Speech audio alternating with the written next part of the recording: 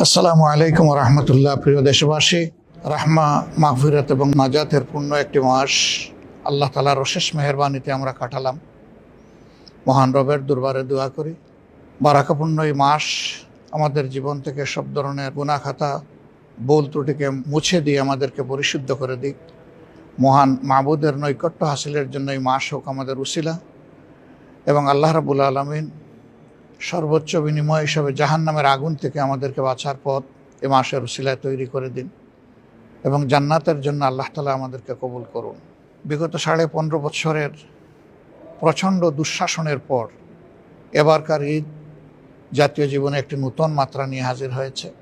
এর মধ্যে অনেক মা তার সন্তানকে হারিয়েছেন, অনেক বোন তার স্বামী হারিয়েছেন, অনেক সন্তান তার পিতা হারিয়েছে, অনেক ভাই বোন তাদের ভাইকে হারিয়েছে, অনেক বোন তাদের ভাইকে হারিয়েছে, আবার অনেক ভাই তাদের বোনকে, মাকে হারিয়েছে। শুধু তাই না, আল্লাহর বেশ কিছু বান্দাবান্দি এখনও কোথায় আছেন যাদেরকে অপহরণ করে আয়নাগর নামক নিকৃষ্ট জায়গায় নিয়ে যাওয়া হয়েছিল।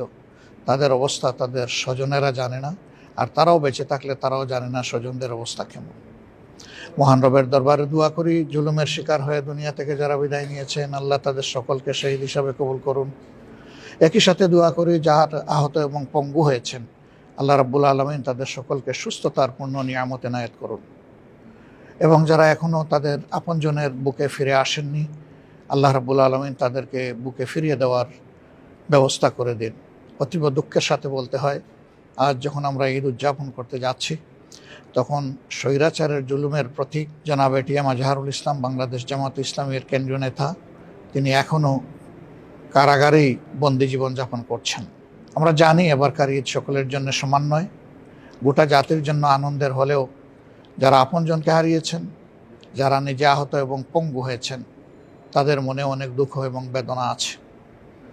এই জাতির প্রত্যাশা চিরতরে এই ধরনের জুলুমবাজ এবং জুলুমবাজের অবসান হোক, যাতে ফ্যাসিজম বা দুঃশাসন আবার জাতীয় জীবনে ফিরে না আসে।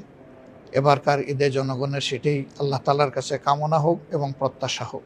আমরা প্রিয় দেশবাসীর সকলের সুখ শান্তি, নেক হায়াত এবং সুস্থ জীবন কামনা করছি। বাংলাদেশকে আল্লাহ রাব্বুল আলামিন সব ধরনের আভ্যন্তরীণ এবং বাহ্যিক ষড়যন্ত্রের হাত থেকে রক্ষা করুন, এবং এই দেশটাকে আল্লাহ রাব্বুল আলামিন একটা শান্তির দেশ হিসাবে কোরআনের আলোকে, এই কোরআন নাজিলের যে মাস, এই মাসের উসিলায় আল্লাহ তাআলা এই দেশকে গড়ে তোলার তৌফিক এই জাতিকে দান করুন। সবাইকে অনেক অনেক শুভেচ্ছা। আসসালামু আলাইকুম রহমতুল্লাহ।